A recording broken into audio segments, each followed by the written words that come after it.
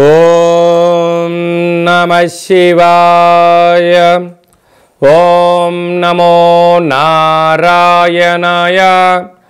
నరదృష్టి నివారణ కాల భైరవాయ నమో నమః. హరి ఓం.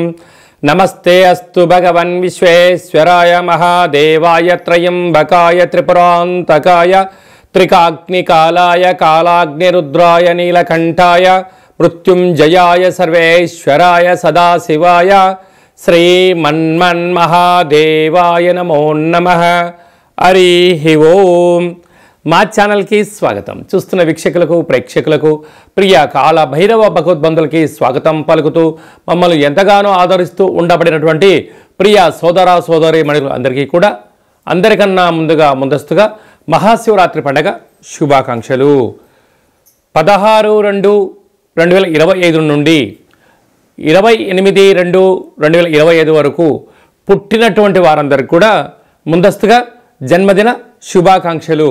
గతంలో వివాహం చేసుకున్న వారికి వివాహ వార్షికోత్సవ శుభాకాంక్షలు. ద్వాదశ రాశుల్లో గ్రహ గమనాలు ఒకసారి వీక్షింపచేద్దాం.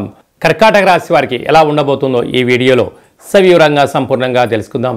కర్కాటక రాశిలో ఏ నక్షత్రాలు వస్తాయనగా పునర్వసు నక్షత్రంలోని చివరి పదం 4వ పాదము, పుష్యమి నక్షత్రంలోని 4 పాదాలు, ఆశ్లేష నక్షత్రంలోని 4 పాదాలు కలిపితే కర్కాటక రాశి. చాలామందికి పుట్టినటువంటి కాల సమయంలో డేటా ఆఫ్ బర్త్లో లేనటువంటి కారణం వలన పేరు యొక్క మొదటి అక్షరాన్ని అనుసరిస్తూ ఆ రాశిని తెలుసుకునే ప్రయత్నం చేద్దాం. హీ, హూ, హే, హో, డా, డి, డు, డే, డో అక్షరాల వారందరూ కూడా కర్కాటక రాశి జాతకులే. కర్కాటక రాశి యొక్క అధిపతి చంద్రభగవానుడు. వీరికి తృతీయంలో కేతు సంచార స్థితి, అష్టమంలో త్రిగ్రహ కూటమి. ఆరోగ్యకారకుడు సూర్యభగవానుడు, బుద్ధికారకుడు బుధుడు, ఆయుకారకుడు శని భగవానుడు సంచారం చేయడం అనేది కొద్దిపాటి ఆందోళన కలిగించేటువంటి విషయం. అష్టమి తిథి ఎందున, అమావాస్య తిథి ఎందున ముఖ్యమైనటువంటి పనులు వాయిదా వేసుకోవడం, నిప్పుతో నీటితో పంచభూతాలతో దయచేసి చెలగాటం ఆడకపోవడం మంచిది. ఎందుకనగా శని భగవానుడు పోతూ పోతూ రవిచేత కలిసి ఉండడం వలన ఇటు తల్లిదండ్రులకు కానీ అత్తమామలకు కానీ బంధుమిత్రులు స్నేహితులకు కానీ ఔషధమైనటువంటి అంటే హాస్పిటల్స్లో ఉండబడడం వలన మీ యొక్క ధనం కూడా ఖర్చు అయ్యే పరిస్థితి ఉంటుంది.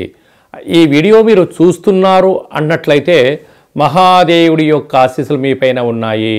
ఈ మహాశివరాత్రి సందర్భంగా తెల్లటి బియ్యాన్ని నానబెట్టి ఆ బియ్యంతో మహాదేవుడికి అభిషేకం చేయడం వలన అష్టమంలో ఉన్న 3 గ్రహ దోషాలు తొలగిపోతాయి. మహాదేవుడు సిద్ధంగా ఉన్నాడు మిమ్మల్ని ఆశీర్వదించడానికి.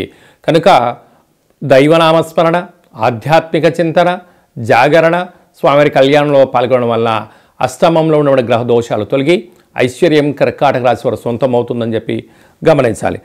భాగ్యస్థానంలో శుక్రుడు మరియు రాహు సంచార స్థితి ఉండడం వల్ల భార్య పైన భర్త, భర్త పైన భార్య ప్రేమానురాగాలుగా ఉండగలగాలి. ఏదైనా ఇచ్చి పుచ్చుకోగలగాలి.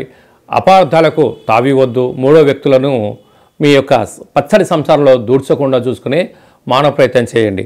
అలాగనే లాభస్థానంలో దేవగురు బృహస్పతి సంచారం చేయడం వల్ల కష్టపడి సంపాదించిన రూపాయి పోగు పెట్టినటువంటి ధనాన్ని గృహము, ఇంటి స్థలము, వ్యవసాయ క్షేత్రాలు, విల్లాలు కట్టబోతున్నారో అని చెప్పి గమనించాలి.